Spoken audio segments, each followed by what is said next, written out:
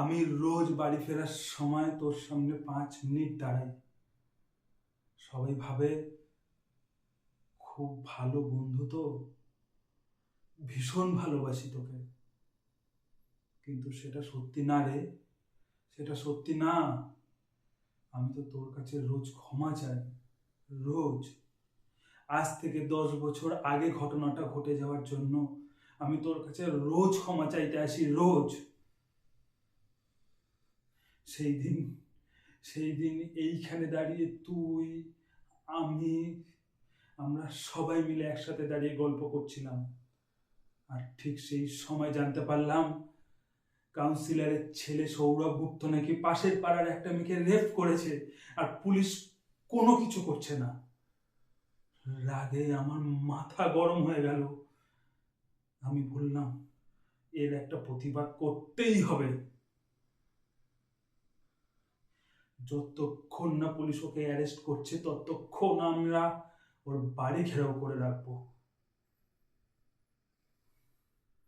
আমি, হ্যাঁ হ্যাঁ, আমি আমি তোকে প্রভোগ করেছিলাম, আমি প্রভোগ করেছিলাম। আমার কথা শুনে তোরা সবাই মিলে এই প্রতিবাদে সামিল হয়েছিলিস। মুহূর্তের মধ্যে আমরা পাড়ার সব লোককে এক জায়গায় জড়ো করে ওর বাড়ি ঘেরাও করলাম, আর সবাই মিলে চেঁচাতে শুরু করলাম, সৌরভ গুপ্তের সাজা চাই, সৌরভ গুপ্তের ফাঁসি চাই। কিছুক্ষণের মধ্যেই পুলিশ চলে এলো। তারপর শুরু করলো লাঠিচার্জ। আর আমি একটা ভীতু স্বার্থপরের মতো সুযোগ বুঝে টুক করে পালিয়ে গেলাম একটা নিরাপদ স্থানে। পুলিশ তোদের ওপর লাঠিচার্জ করছিল, তোরা পুলিশের মার খাচ্ছিলিস, কিন্তু প্রতিবাদ চালিয়ে যাচ্ছিলিস তোরা।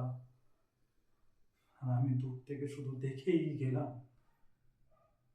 সব শেষে পুলিশ গুলি চালালো, আর তার একটা গুলি তোর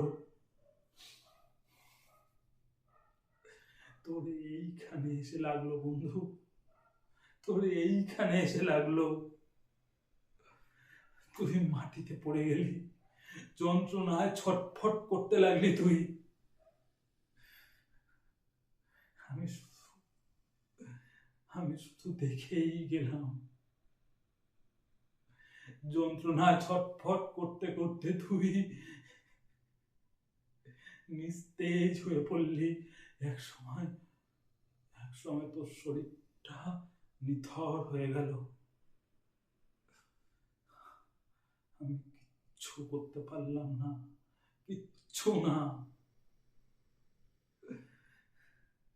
একটা ভীতু লেজ গুটিয়ে পালিয়ে যাওয়া কুকুরের মতো ওই গলির আড়াল থেকে সব কিছু দেখলাম, তবুও তোর সামনে এসে তোকে বাঁচাতে পারলাম না রে, তোকে বাঁচাতে পারলাম না।